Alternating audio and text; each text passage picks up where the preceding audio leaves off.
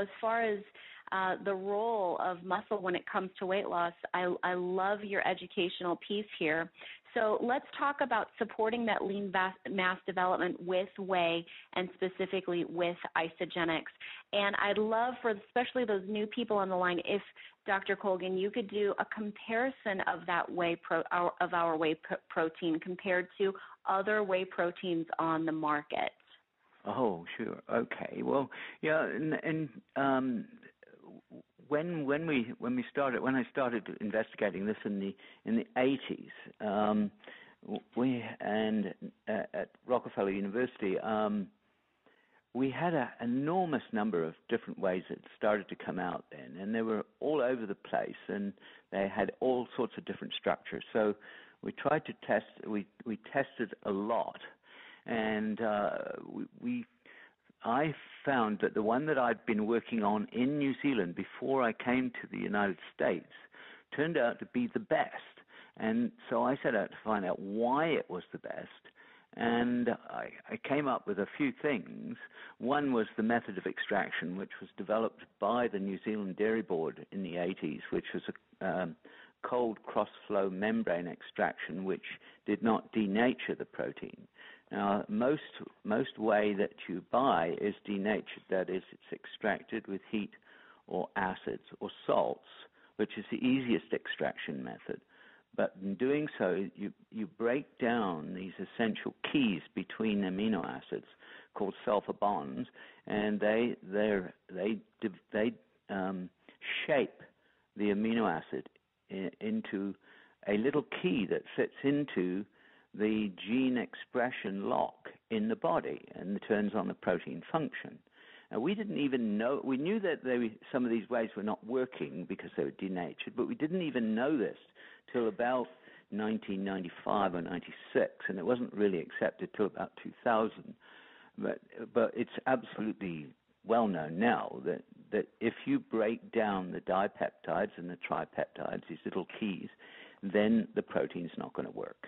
And one of the things that is important about the isolene and isopro is that it's undenatured. That is, it's extracted and with a cold membrane type of extraction that does not break those bonds.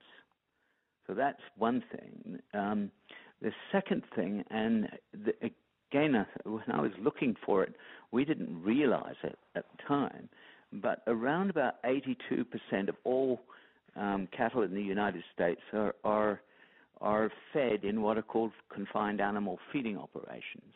That is a concrete yard in which they are fed essentially what's cheapest legal cattle food that month. It could be corn, it could be pelletized chicken feathers, it could be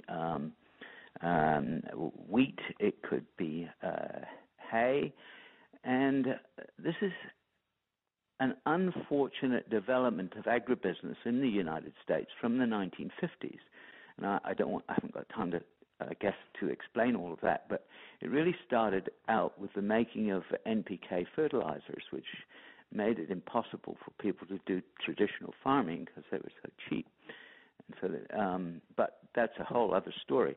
But the problem with taking an animal that has evolved for millions of years by eating grass and humus, which is what it lives on, is that it's absolutely unsuited, first to an intermittent diet and second to an acidic diet, which they now get. Because it's called a ruminant, because cows are ruminants. They have a rumen, and a rumen is a brilliantly designed acid-neutral fermentation tank for grass.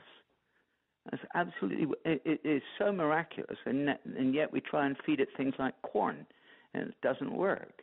And that is really why the cows are only viable for about 5 months, on average 5 months, before they have to have antibiotics. And then in order to get the production of the milk, they have to be given growth hormone. So that's where it all sprang from. And it developed over years and years, and sort of nobody noticed. And then when I went back to New Zealand, I had a look at what they were doing there. And for some reason, the agribusiness that has swept across Europe and certainly across the United States and most of Canada has not happened there, at least not to very much extent. So most of the cows are still range fed, and that's a key thing in the structure of the protein. If you have a range-fed animal, it gets its natural diet. It produces protein with a different amino acid structure and a different structure of immunoglobulins than when you feed it in the wrong way. And so that's a very important point. The nutrition of the cow and the method of extraction of the whey are the two biggest things that separate the isolene and isopro from most of the whey proteins out there. Mm-hmm. Boy, what an eye-opener. I mean, as you were explaining how 80+% of cattle are handled and what they're fed in order to produce milk to be, used for human consumption, whether it's whey protein or milk in a gallon container, it's pretty grisly, really. It's scary, yes. It really is. And this isn't the only area of processing and that we're seeing of major concern in the food chain that we're eating, in the foods that we eat. So again, going back to the inferior food sources, our whey protein is so amazing, and I want to go into the amino acid profile because it's 18 different naturally occurring amino acids, very high in branched chain amino acids. When it comes to those amino acids supporting lean mass development, can you get any better as far as lean mass development fuel?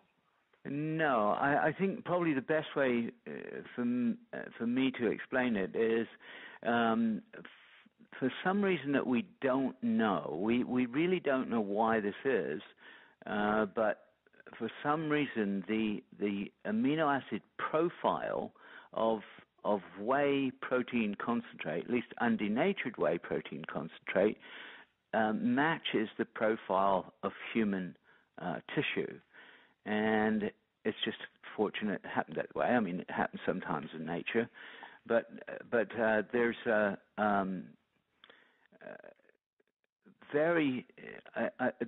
I think probably the best way for me to explain it is if you go into sports supplements today, you'll see there's many protein supplements are made of mixes of single crystalline amino acids. And almost all of these, and most people don't know this, are manufactured synthetically from chemicals. They're not made from food in the laboratory. They don't come from protein foods.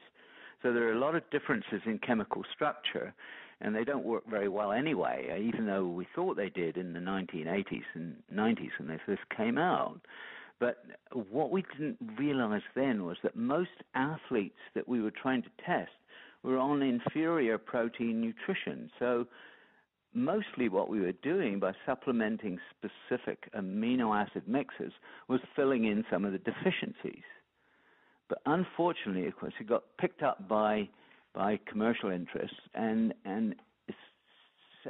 the masses of mixtures of branched chain amino acids and arginine and ornithine and glycine, glutamine and creatine and chemicals that are not even amino acids like taurine, which is a sulfonic acid.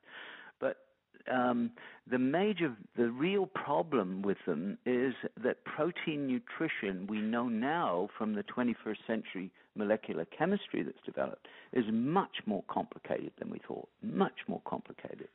And singular amino acids or amino acid mixes made in the laboratory are really one-shot chemicals that have a very limited role. So, I'll just take one example. You were talking about amino acid profiles. Well, Isogenics just recently published my recommendations for athletes in the 1990s from first principles in our lab. we worked out physiologically the requirements of the optimum requirements for an athlete, and it came out to, in our calculations, 1.8 grams per kilogram body weight per day. And then we compared that with actual measurements done on nitrogen balance studies and things like that, and that they came out at 1.7 per day. Now, many of these top sports science organizations have now adopted numbers between 1.7 grams per kilogram body weight per day and 2.4 as being the ideal for an athlete. So that's I think my standard is 1.8, and that's the one that Isogenics published. But if I take it's sort of a complicated example, I'll try and simplify it. But commonly, very common supplement for athletes is glutamine. And commonly they would recommend, the supplement manufacturers recommend 10 pills of 500 milligrams of glutamine a day, which is big pills because they have to have a lot of other synthetic chemicals in them to make the pills. And so that's 5,000 milligrams of glutamine. And you feel like when you take all those pills, it must be doing something. But unfortunately, it's not. If you take correct protein nutrition as I have advised it, and that is with a combination of isoline and isopro for an athlete, it provides at least 18 grams of glutamine a day, plus the things that glutamine's made out of, leucine, isoleucine, and valine, the three branched chain amino acid. It provides 10 grams of leucine, 5 grams of isoleucine, 5 grams of valine a day, and about 40 grams of all the other amino acids. So if you compare that to amino acid pills, there really is no comparison. Mm-hmm. I love that breakdown. Thank you so much, Dr. Colgan. Well, I could listen to you for a whole nother hour talking on this, but our time is up, and I look forward to having you on in the near future for